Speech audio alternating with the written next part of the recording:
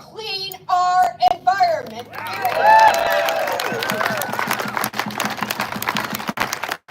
And it was back in those years that they had to fight to get the Clean Water Act, the Endangered Species Act, the Clean Air Act, and so many other pieces of legislation.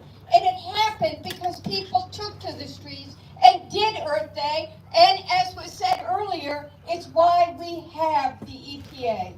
But I want to say we cannot go backwards. We have a moral responsibility, to have clean water for every child and American to drink in this country.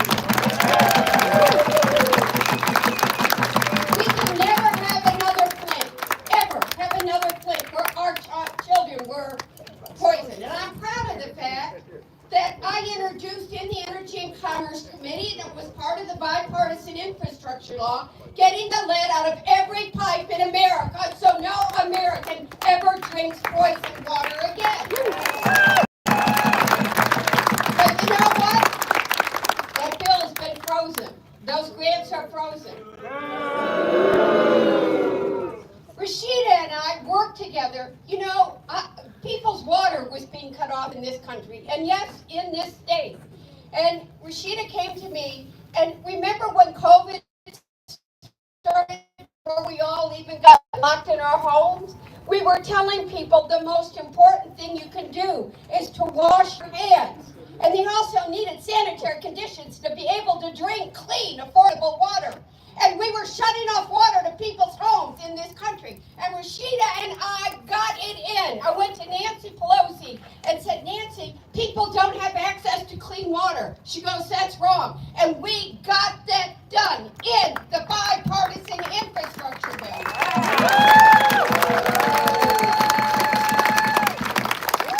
And make sure that there was a water fund like LAHEAP, so if people couldn't afford water, they could have access to water, because what we need is a life-saving, life-impacting resource. Nobody can live without clean water. Lakes, share of task force. The Great Lakes are 20% of the fresh water in the world. We cannot not continue. I remember, if I could escape, which I wish I could some days, I would still be what I did as a kid, which you would all kill. We're protecting for the babies and children here. We are here because we want to make sure that these lands are protected for you. But I grew up in the St. Clair River, and when I wanted to escape, I'd go out in the middle, in an inner tube, in the middle of the freighter channel, get in the waves, get on the buoy, wait for the next freighter. Yes, your parents would. I won't use the word that we would have done at the time. But I remember those waters. They were black. You couldn't eat the fish that you caught. We cleaned up those waters, and we haven't finished. People still cannot have PFAS or mercury or other things in it. We have responsibility to protect the clean water in the world.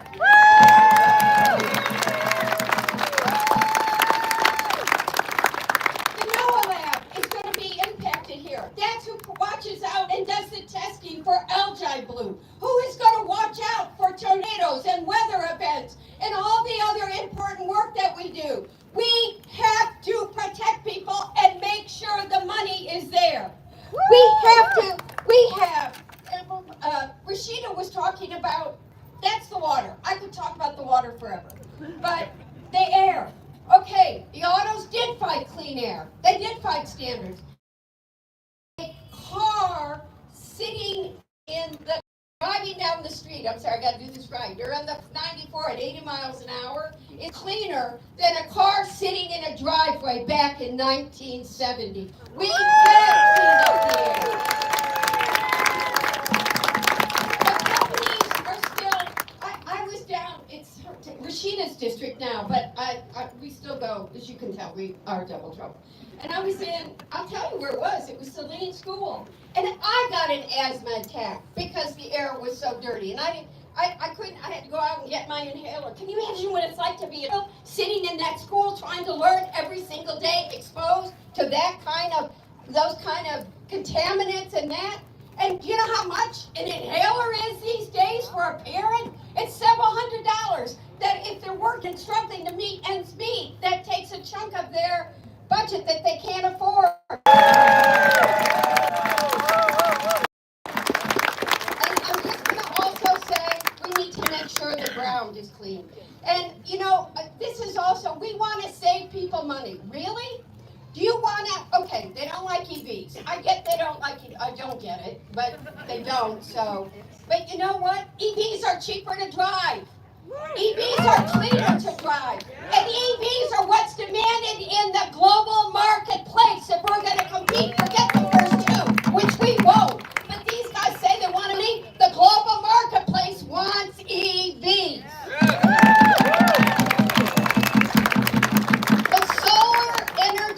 And wind energy are cheaper than electricity, period. And now they want to go back on more fuel or more efficient appliance standards.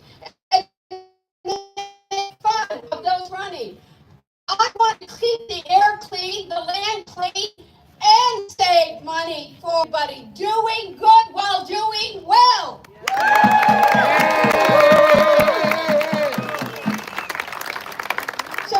Speak up. We got to put the human stories. That's what I need you to do right now. We have people here that have been fired. I'm not going to call them out because the way this government is, one day you're fired, one day you're hired, the next day you're fired again. And we need every single engineer, scientist. Trish, thank you for your leadership of this.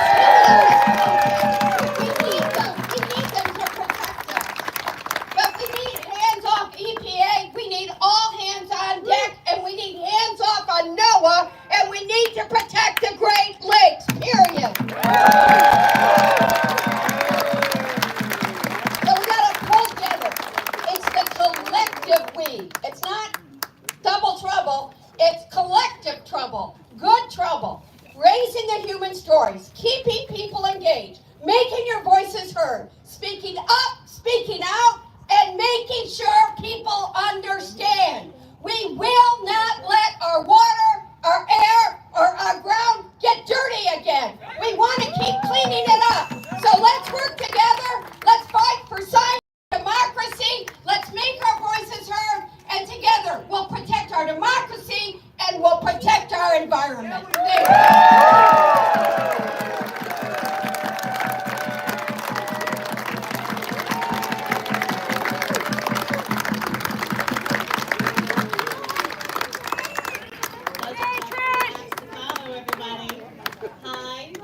Thank you. I'm the union president here at the Arbor EPA.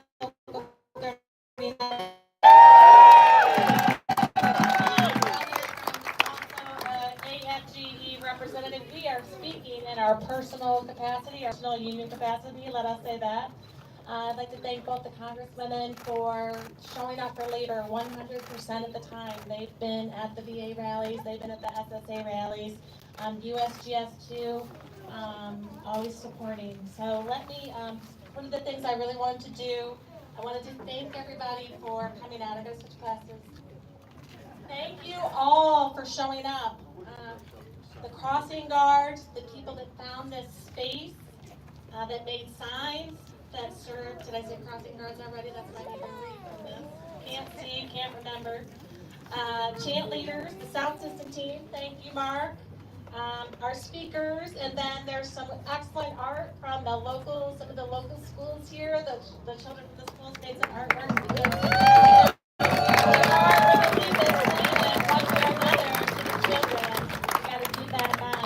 In case you didn't notice, the exhibits are open now. I compiled some information from public-facing EPA.gov website. It's about Earth Day, climate change science. It's over here as it relates to transportation.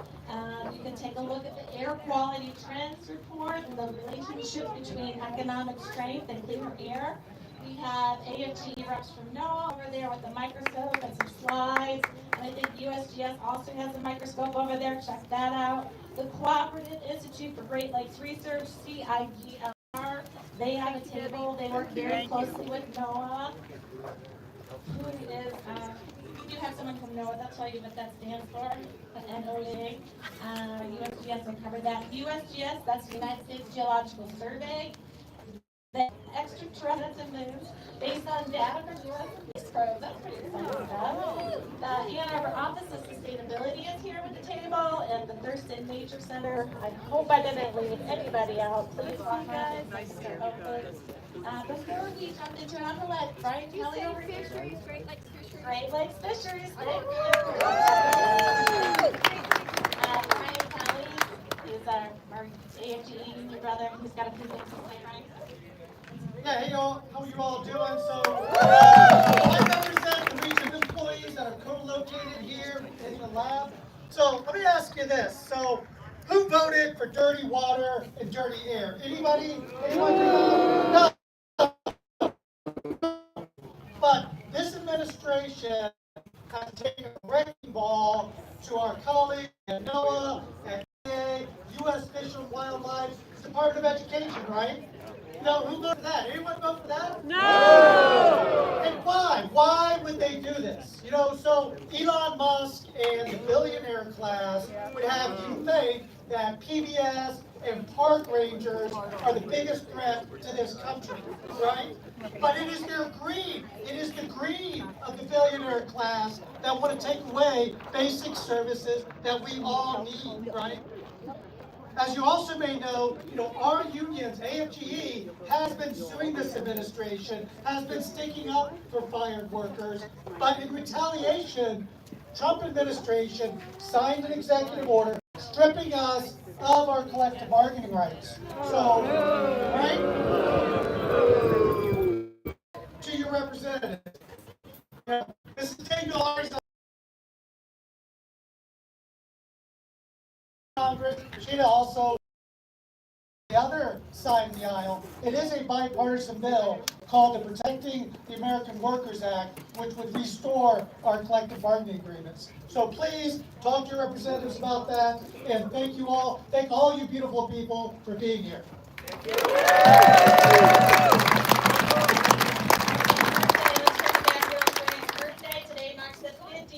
Anniversary of Earth Day. This is information from EPA.gov, public facing for all of you to read. While I was researching the history of Earth Day, I don't remember, full disclosure, I stumbled across this excellent resource. Thank you, EPA Administrator Lee Zeldin. Your webpage, if you can hear this, is an excellent resource for the public.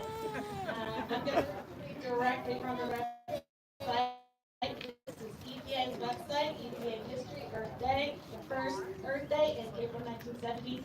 It may be hard to imagine that before 1970, a factory could spew black clouds of toxic smoke into the air or dump tons of toxic waste into a nearby stream, and that was perfectly legal. They could not be taken to court to stop it.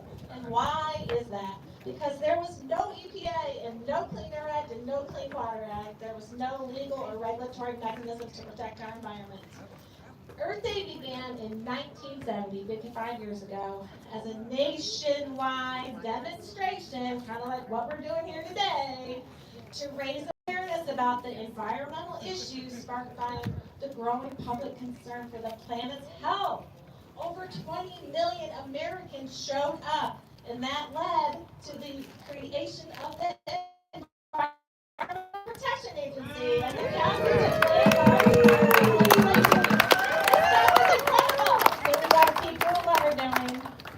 there's a lot more information on Earth Day.org history. One thing, I have a flyer over here, the milestones of Earth Day. There's a couple decades.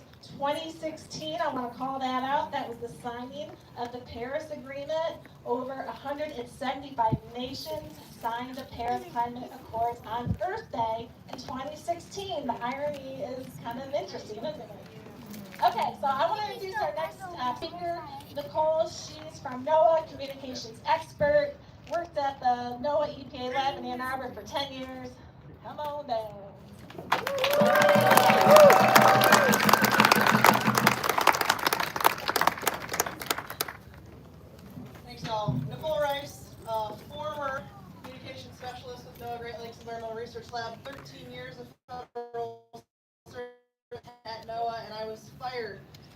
Doge. Because I'm doing really good work. A lot of my colleagues are here today. Love you guys, miss you guys. I'm still fighting the good fight for you.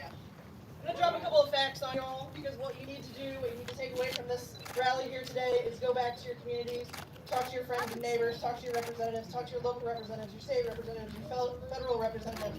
Talk to them about the impact that this is going to have directly on your life because this impacts every single person in our communities. That's right. So let's talk about federal employees in the state of Michigan. Michigan's home to 30,000 federal employees.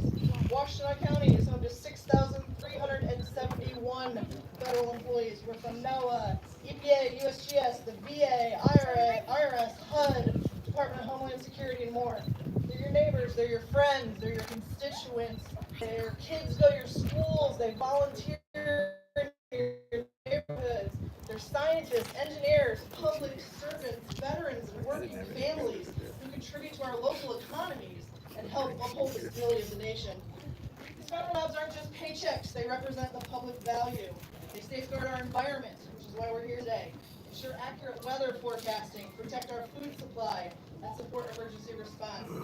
When these employees are silenced, or when these employees are fired, and their missions are derailed, you all suffer. So, recently we found out that DOGE wants to eliminate the entire branch of NOAA research. So, NOAA research in the Great Lakes is housed in the NOAA Great Lakes Environmental Research Laboratory here in Ann Arbor. We also have a base out in Muskegon, Michigan that runs all of the research vessel fleets. The agency is facing a proposed 27% budget cut, a reduction of over $1.6 billion, and more than 1,700 NOAA positions are being eliminated. 700 employees like myself and a couple of my colleagues here today have already been eliminated. These cuts aren't just bureaucratic, they're dangerous. NOAA's hurricane hunters and storm forecasters and satellite analysts provide the early warnings that save lives. We're already seeing severe staffing shortages at the National Weather Service, which is part of NOAA. We've had termination of hurricane hunters, the suspension of Spanish language weather alerts. Folks who use English as a second language, Spanish as their native language, cannot receive weather alerts from the National Weather Service. There's gaps in weather radio coverage during tornadoes and floods. The big string of floods and tornadoes we had just a few weeks ago, there were major gaps in weather radio. Crippling delays in satellite maintenance that affects nationwide forecasts. This is rising insurance costs. It's hurting farmers and fishers. It's threatening public safety. This is a big deal. So let's talk about close to home here. Just a few miles to the south on South State Road, just on the other side of the Ann Arbor, where all my colleagues and friends work.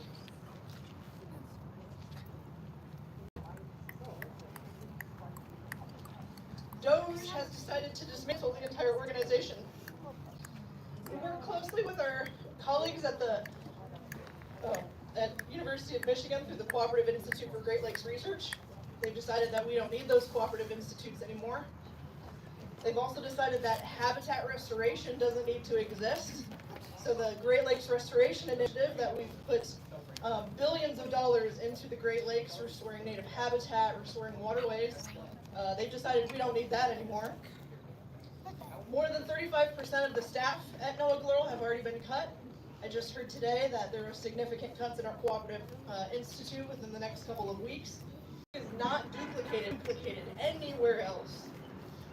Its loss would be an enormous blow to drinking water safety, climate resilience, maritime safety, invasive species control, and international treaty compliance with Canada.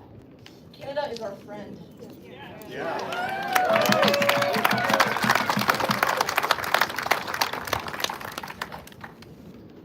A shutdown of this laboratory means no more forecasts for toxic alcohols in drinking water. No more real-time models for Coast Guard search and rescue operations. $6 billion Great Lakes fishery will not be protected from invasive species. End of support for binational water agreements and loss of vital data. Even if we have a 2-year, even if we say we're going to have a blue wave in 2026,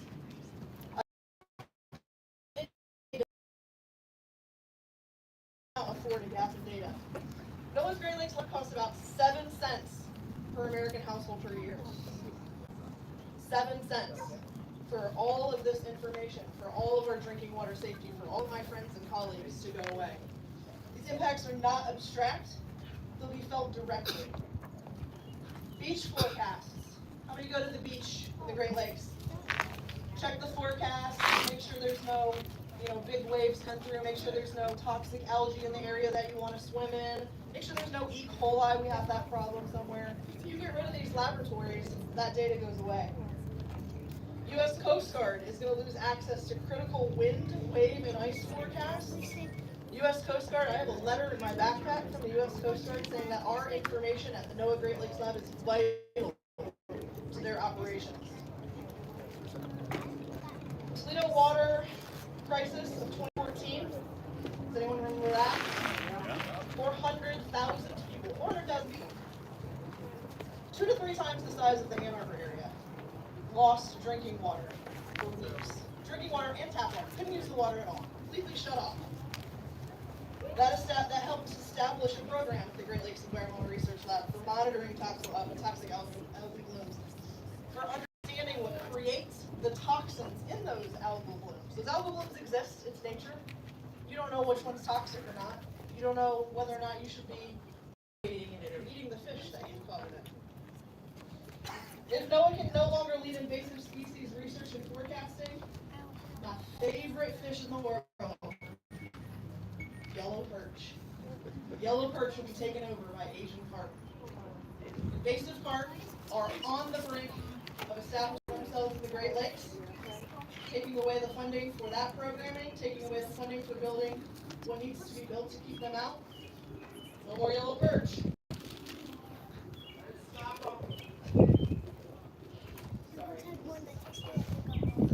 We're with you. Thank you.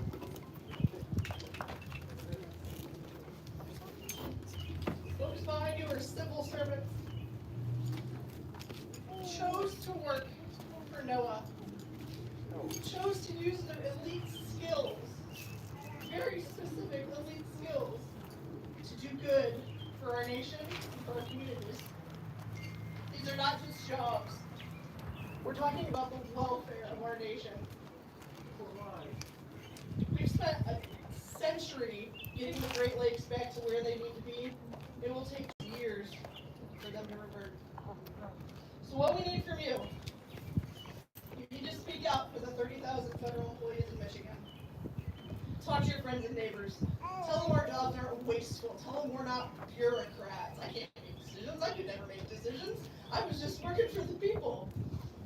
We need to push back against the defunding of NOAA and the destruction of the Great Lakes office. We need you to defend science.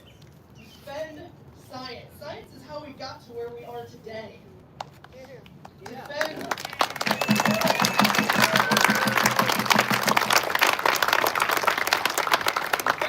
public safety, defend environmental protection, most of all, stand up for the integrity of public service, for the security of our communities, and for the future of the Great Lakes.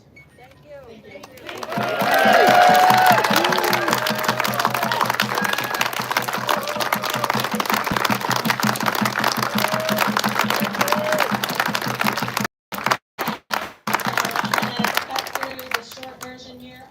I forgot earlier to thank the Ann Arbor Indivisible, Gus and Misty,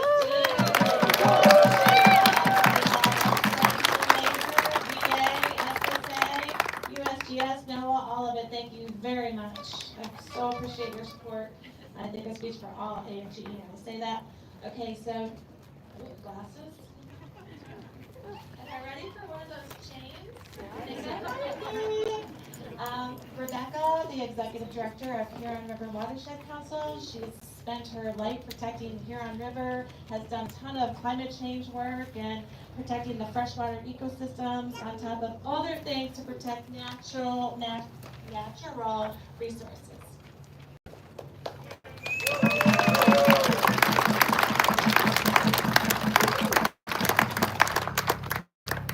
Hello, everyone. I think it's a thread that I've been hearing all evening, and I think you'll continue to hear, is the importance of storytelling. So what you are listening to today today and learning about the role of our federal agencies is going to be really important for your ability to do that, to play that role as we advocate for the integrity of our environment. The mission of the Huron River Watershed Council is to protect and restore the Huron River for healthy and vibrant communities. We've been doing this for 60 years.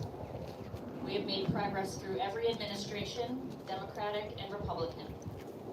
We are nonpartisan. We will work with anyone that finds alignment around our mission, and we will challenge anyone that compromises our ability to meet that mission. I think it's safe to say, though I haven't been here the entire history of our organization, that never in the history of our organization has our work been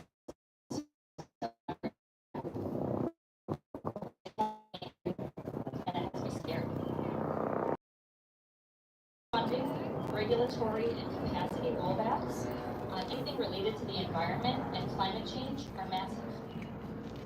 Climate change in particular can't wait. We can't suffer more setbacks. We are already behind the 8 ball on this one. And the capacity we are losing in our agencies, it will take decades to recover from, even after the administration changes. The damages cannot be undone quickly. I don't think people understand the work of our federal agencies. I don't think they know what they stand to lose. At HRWC, we rely on our federal partners for many things. So I'm here today in solidarity with our civil servants, NOAA, EPA, USGS, and other agencies that have put their hearts and their careers into making our air, soil, and water safe for ecosystems and for people. I'll share a few of our stories, a few examples of how federal agency staff support a healthy Huron. USGS stream gauges provide critical data for river protection and for public safety. Their research on the extent of PAH contamination in our nation's waterways and sourcing it back to one commonly used pavement sealant led HRWC to advocate for and achieve nearly 20 local ordinances banning the use of high PAH sealants and keeping it out of our waterways. NOAA forecasting helps us and river residents and river recreators anticipate flood conditions, especially in areas experiencing disproportionate impacts due to climate change and increasingly severe precipitation events in spring. EPA's EJ screen, that is Environmental Justice Screen, laid the groundwork for the development of EGLE's My EJ screen. This data was foundational to our community engagement work to identify areas in our watershed of high social vulnerability or places experiencing disproportionate environmental burdens. The data also helps us better incorporate equity considerations into our projects and proposal development.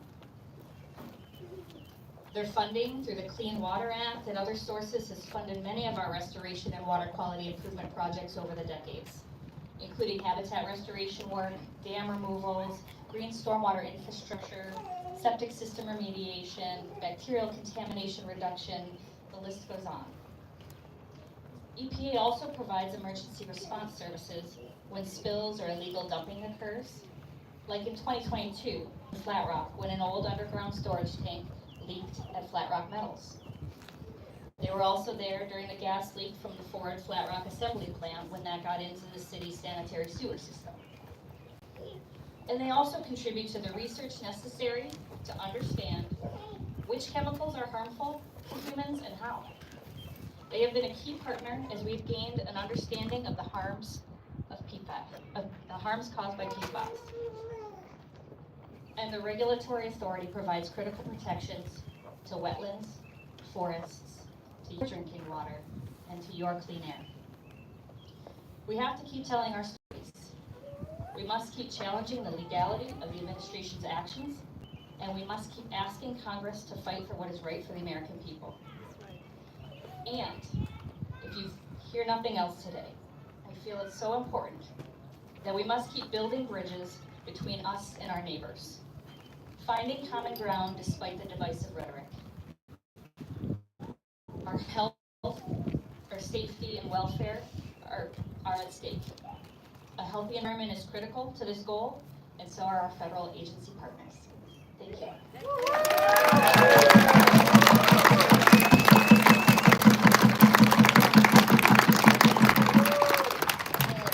So next up, we have a wonderful talk from Connor Daly. He's the energy coordinator with the City of Ann Arbor's Office of Sustainability and Innovations. Connor spent 6 years with the City Parks and Recreation Service before joining OSI's energy team, working toward building decarbonization in the residential, community, and multifamily sectors. How lucky are we to live in the Ann Arbor area in a community that is taking such progressive action to meet the demands and to fight climate change? Thank you so much, Connor, for your work. Thank you all for being here. I'm not going to try to bring too much levity, but I interned for Congresswoman Dingle like 8 years ago. It's just kind of cool to speak at the same event she does, but I never want to follow her again because she's amazing. However, I wanted to talk today just about a little bit of what the EPA does to support the work that we do here in Ann Arbor. As many of you probably know, Ann Arbor has an ambitious plan, the 820 plan, which is our plan to achieve a just transition to community-wide carbon neutrality by 2030. There's a lot that goes into that, and we do not and cannot do it alone. We have support from our collaborators at the local, state, and federal level, including the EPA. So I wanted to touch on a little bit, just a few things, of what the EPA has helped specifically with the work that Ann Arbor does here at the local level. EPA Region 5 gave us one of our first grants to start our work in the Bryan neighborhood, which is working to create the nation's first carbon-neutral existing neighborhood, the first in the country, right here in Ann Arbor. That work is well underway, and we couldn't have done it without them. The EPA also funds our resiliency work, and while our latest $1 million grant is in the legal quagmire, it really highlights the value of ensuring that all people are resilient to existing and future changes in the climate. The EPA has also granted us funds to undertake a new refrigerant management and recycling program. Woo! Refrigerant management! Yeah! It's important though. It helps save our local corner stores money, it helps improve health, and it reduces a really potent greenhouse gas emission from that refrigerant. And then overall, the EPA is just a strong community collaborator with us, and we're just really thankful to have this office and these people here doing the important work and helping us do the work as well. I'm just really glad to be here to thank them for that, because the work that they do is not theoretical, it's here in our community, and we see the impacts of it every day. And they help us do that work and cities across the country trying to do this on the local level.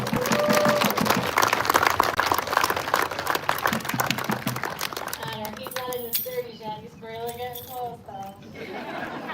Okay, so I was serving kind of as a host, and now I want to speak as in my personal capacity as a union representative to the people that work in that building behind you, the National Vehicle and Fuel Emissions Laboratory. First,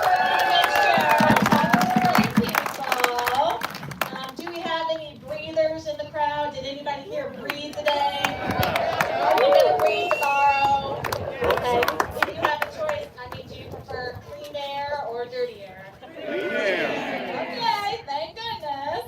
Because clean air is what the people that work in that building that I represent have been working on for decades. The mission of that laboratory is vital. The jobs of the employees working at the lab, funded by your taxpayer dollars, is to protect human health and the environment by reducing air pollution and greenhouse gas emissions from mobile sources, on-road and non-road. We're talking about cars, trucks, but also construction equipment, farm machinery, marine engines, aircraft, locomotives, and even lawn equipment. At this lab, you will find technicians, engineers, scientists, chemists, program analysts working in cars, under cars, analyzing fuels and emissions in the lab's cool test facility, in the hot test facility. They're looking at tire wear, all of this stuff factoring into the emissions from the tailpipe of vehicles and other on-road and non-road. The air that you breathe is safe and everyone you love, and that the planet is viable for our kids. The lab is amazing. It is state of the art. The people in that building, they are national experts in their field, and I encourage you all to come and take a tour tour of the lab. Come see your tax dollars at work. The work in the lab to reduce greenhouse gas emissions from the tailpipe is so important because transportation is the largest source of greenhouse gas emissions in the U.S. It accounts for one third. Greenhouse gases play a major role in warming our planet and fueling these climate extremes, these once in a hundred storms that we're seeing back to back. Category 5, wiping out 5 states, 2,000 landslides, not to mention all the lives lost. Houses floated away, cars floated away, jobs floated away, loved ones floated away. People will never recover. This is not the time to do less. And once again, the science is clear. You can read all about the science over here. I printed some of the information. EPA Administrator Zeldin, who committed in writing on these public-facing epa.gov/climate change-science. This is what it says. EPA is committed to providing the most up-to-date and accurate climate science information, including the basics of climate science, the causes, the indicators, and some climate change. I printed out some of those things. It says climate change science. This is public available information. It causes heat extremes. It causes ocean acidification. I hope I said that right. It also tells us to talk about climate change, so yay! And then the wide-ranging impacts. You will also find impacts of climate change with these pictures of icebergs melting and Earth's on fire. So thank you, Administrator Zeldin. A+ in the climate change science and more. Okay, where are we? Go back to being the host. Michael, are you still here? Michael Garfield, thank you. He's the Executive Director of the Ecology Center. He's been a leader in environmental movement in Michigan for more than 30 years. Trish. I want to thank Trish and all the people who organized this event. Can we give them a big round of applause?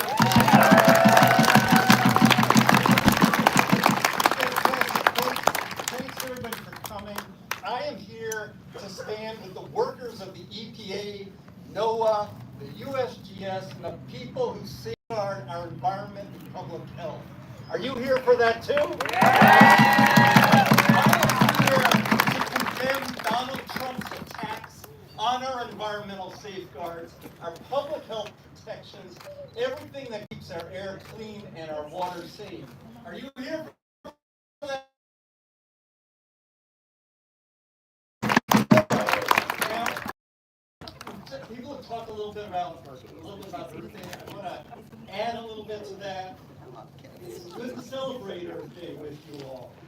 My organization, the Ecology Center, was conceived on Earth Day, on the very first Earth Day. And like Trish and others said, that was a big event back 55 years ago. At the time, it was the largest civic outpouring, the largest uprising in world history for any social event ever. 6 weeks before the gatherings all across the country, people in Ann Arbor organized Earth Day First. And in March of 1970, 50,000 people came out to 4 days worth of protests and teach-ins to call for a, like people said, unions were a big part of that. The UAW and Walter Reuther were one of the leaders of making Earth Day happen back in 1970. The thought was that workers and communities need to come together for clean air and safe water. What they were thinking then, like Trish was saying, 55 years ago, the smog was so bad in Los Angeles and Houston, in other big cities, you could barely see 50 feet, much less breathe the air. The Cuyahoga River in Cleveland, the Rouge River in Detroit, other rivers across the country were catching on fire. Oil was washing up on U.S. shores. People had just had enough. That teach-in that took place in Ann Arbor, before all the rest of them, was the largest that happened. All of our country's great environmental and public health laws were put into effect. Like people said, the Clean Air Act, also the Clean Water Act, the Safe Drinking Water Act, the Toxic Substances Control Act, the establishment of the Environmental Protection Agency. And in short order, the new agency got to work. The laws took effect. And guess what? The air got cleaner. The rivers stopped burning. Now, don't get me wrong, it solved everything.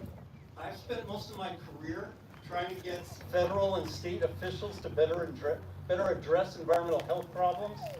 We sued the EPA last year for not enforcing federal toxics laws more vigorously. They are not perfect. But the before and the after were like night and day. And the moral of the story is that we only won these rights. We only won the rights to clean air, safe water, and healthy communities by fighting for those rights. Just like how Americans have had to fight for voting rights, for civil rights, for basic human rights. And those rights have been under attack almost since the days they were recognized. They've never though, been under attack before in the way they're under attack right now. We only hold on to our rights by fighting to keep them. Now, I want to just go through the timeline quickly. I know everybody's been here a while. It feels like it's been a decade since Inauguration Day, I know. But it was just a few days before that climate-fueled fires broke out in Southern California, killing dozens of people and causing more damage than any previous disaster in U.S. history. Then a few days later, in his first day back in office, Donald Trump declared an energy emergency to boost the production of fossil fuels and start rolling back the country's climate policies. And since then, you all know this, since then he has called for the rollback of virtually all of the country's environmental laws, illegally fired thousands of government employees who worked to enforce them, illegally frozen contracts with scientists and research institutes that study PFAS contamination, air quality, climate science. Just last night, the employees in EPA's Office of Environmental Justice and External Civil Rights were notified that they would be either laid off or reassigned by July 31st. For the purported purpose of better advancing, quote, the agency's core mission of protecting human health and the environment, end quote. Now stop, just stop for a moment. It has been established over and over again that the brunt of the damage from air pollution, water contamination, toxic waste, and the climate crisis falls disproportionately on Black and brown communities, the places that the Environmental Justice Office was created to protect. If you're trying to protect human health and the environment, it is just common sense and basic human dignity to address the communities under greatest threat. But you know, the first thing this administration repealed was common sense and basic human dignity. Right. Yes. Now, all these actions are an absolutely outrageous attack on our basic right to clean air, safe water, and a livable climate for us and our kids and our grandkids. It has all been absolutely exhausting. But just take a breath. I mean, really, take a breath. Inhale, exhale. Like Trish said, the air you breathe is clean. It's as clean as it is because of the laws that got passed 50-some years ago, and because of the work of the EPA and other federal employees do every day. We have less particulate matter, ground-level ozone, sulfur dioxide, and other pollutants in our air because of the work that goes on in this lab across the street every day. We cannot take it for granted. We won't take it for granted. Hands off environmental issues. Hands off EPA. Hands off NOAA. Thank you all very much.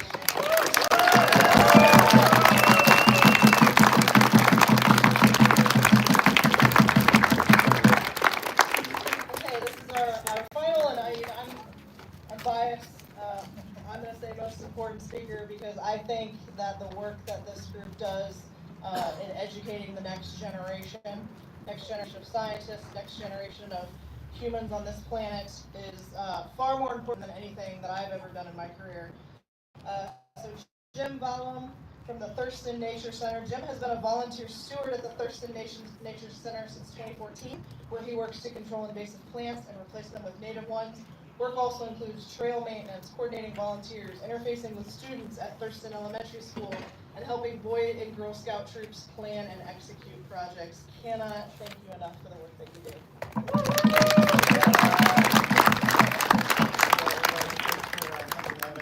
Big rally speech like everybody else. I'm not that really good, but I wanted to tell you a little bit about Thurston Nature Center, what we do, and invite you over there.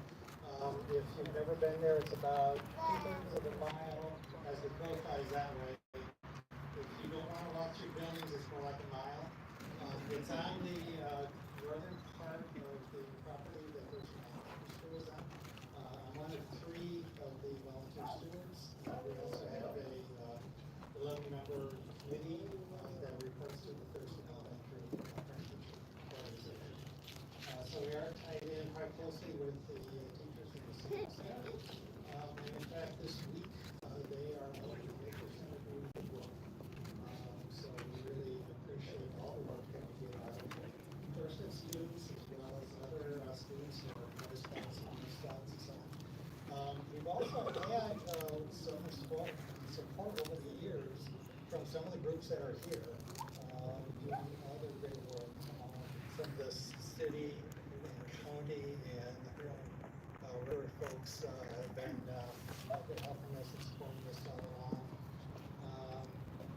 So we have about 18 acres now. It's we have only 17. I can talk about that a little bit here.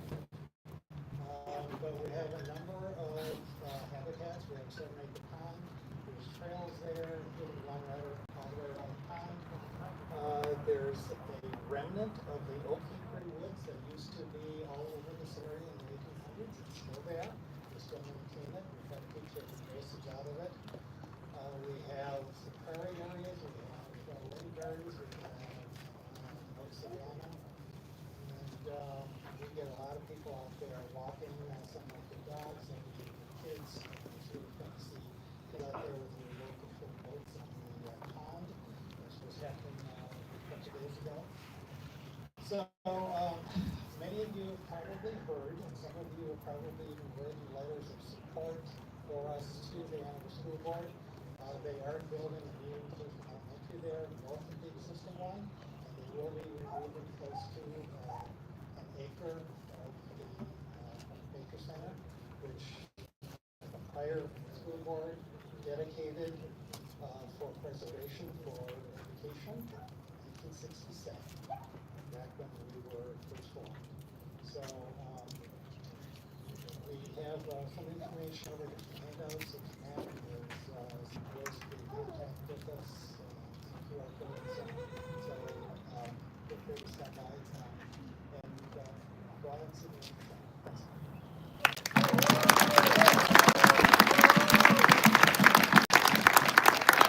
Communication expert close it out. Come on, she's so good. Oh, I just wanted to give her a hug.